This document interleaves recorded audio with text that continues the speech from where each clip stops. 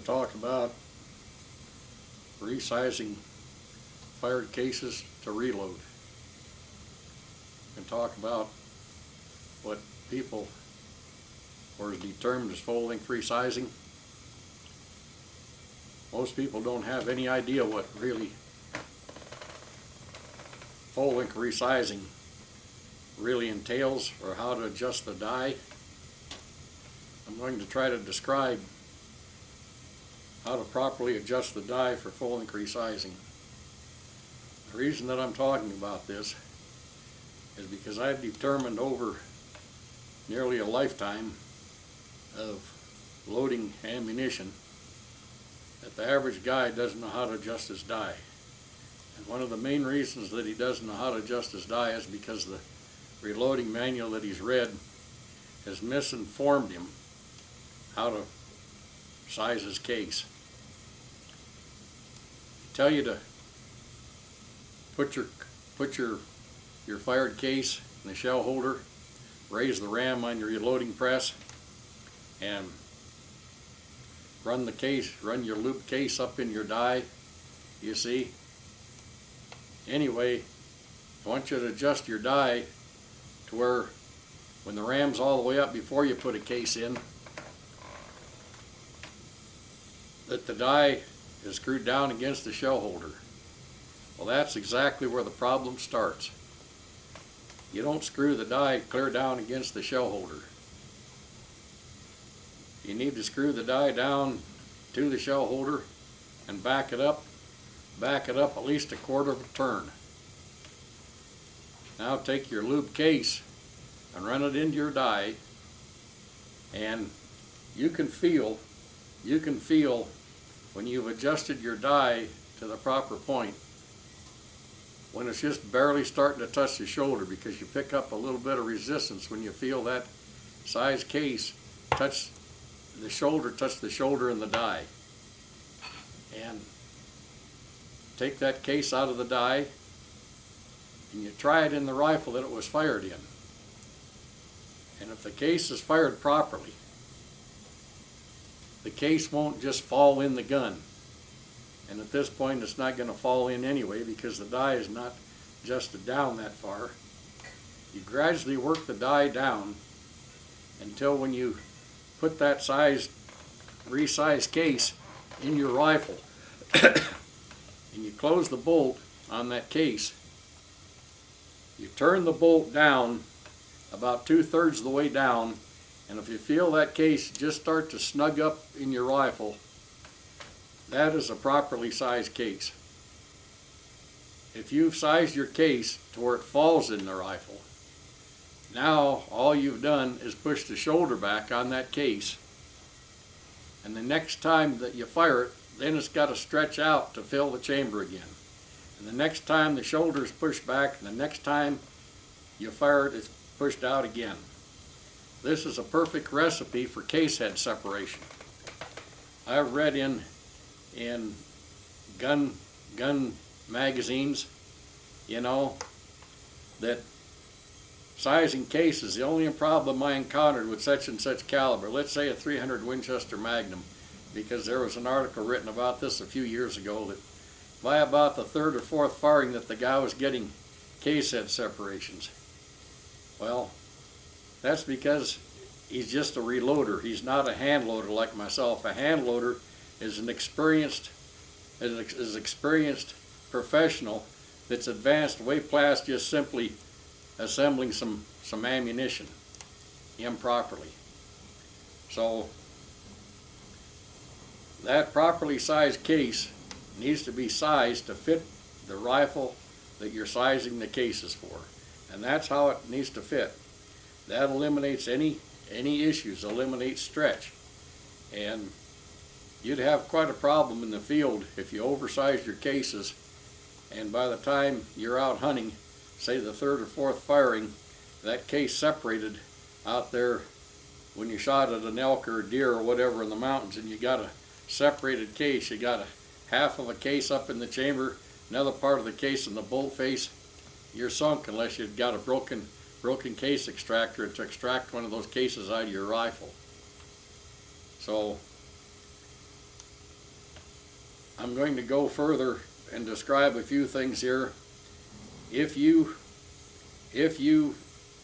run your ram up on your press and run your die down against your shell holder and grab a case and lube it and run it in there, and if you bend down and look, you can look between the top of the shell holder and the bottom of the mouth of the die. There's a space there, and it's somewhere between about 5 and 7 thousandths actual space right there.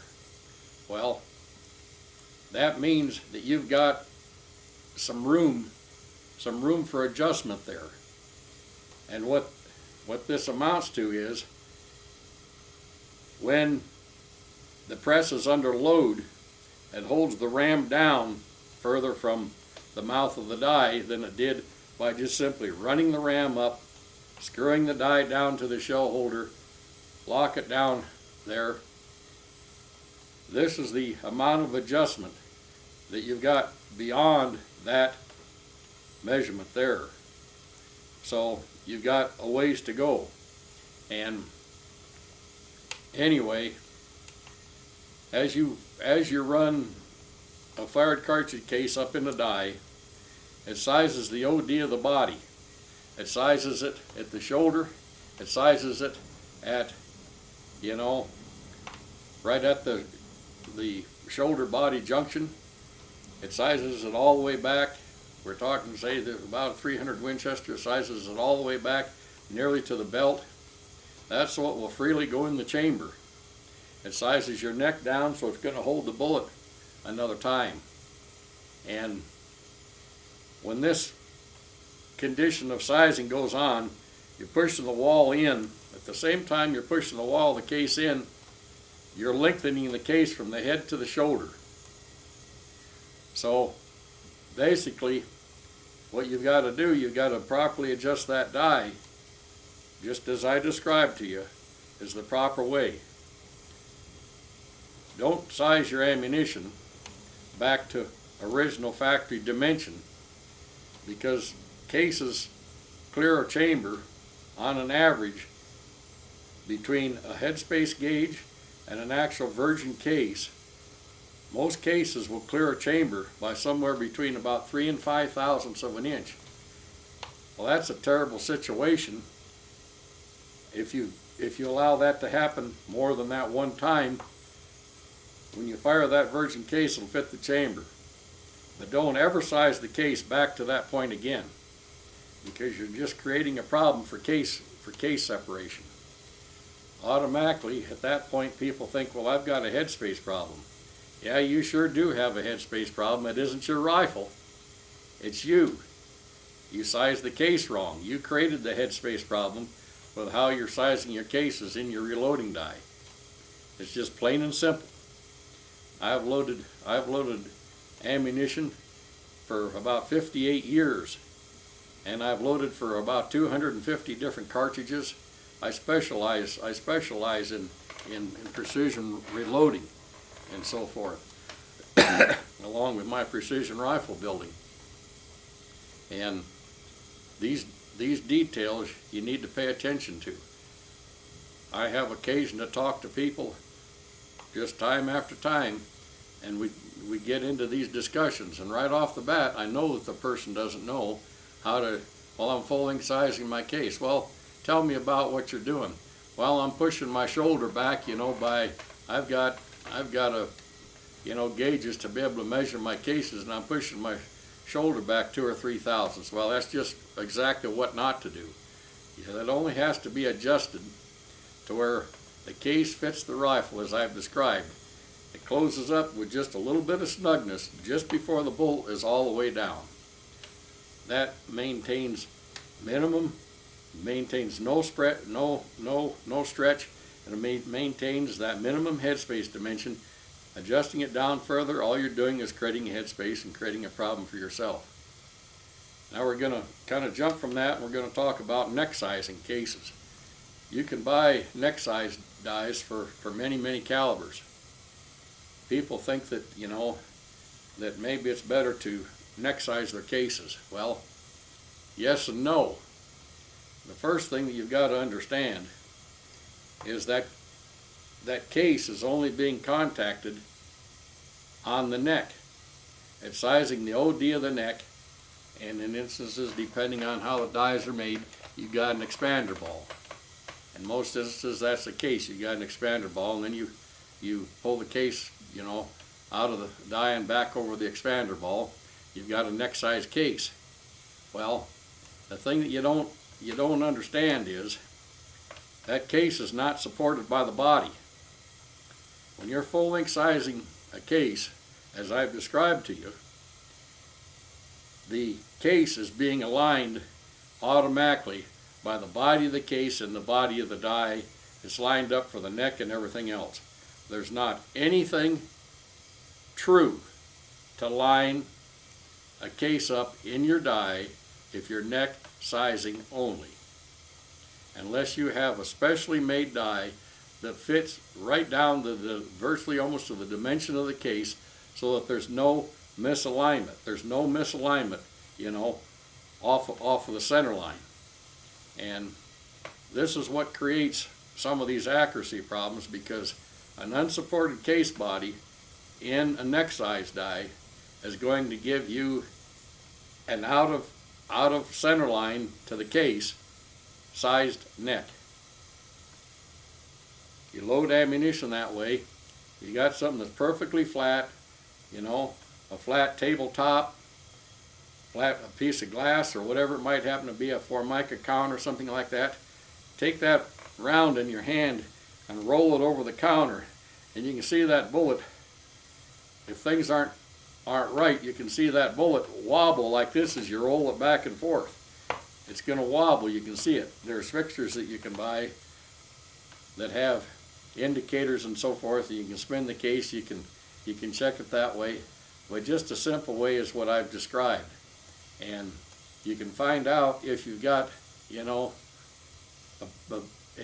die that's doing the job for you and doing it properly, or you've got a condition, like I said, it's sized the neck of the case only off of the center line to the body of the case and so forth. You're not going to have truly accurate rounds that way. You can check any of your ammunition just as I have just described to you to see if it's fine. And if you've got a properly built rifle, like a rifle that comes out of my shop, properly chambered, everything's right, you've got reloading dies, and you're loading your ammunition, and you're adhering to the proper practices as I've described, and you're getting, say, 1/2 inch and under groups, you know that the rifle's working, you know that what you've done in the way of the loads are working, and you know that your dies, that basically certifies that those dies are working, and they're giving you the accuracy level that the rifle is capable of delivering for you. So that's basically it on sizing cases and so forth. I might add that I really don't do anything else to a case, a virgin case, other than make sure that the case mouth is deburred. I don't mess around with primer pockets. I'm not shooting precision bench rest. We're talking about just a hunting rifle. If I was shooting precision bench rest, I'd go to every detail that there was to see that I could obtain the utmost level of accuracy. But these guidelines are the best guidelines that you can possibly have to properly size your cases and know that everything's working right.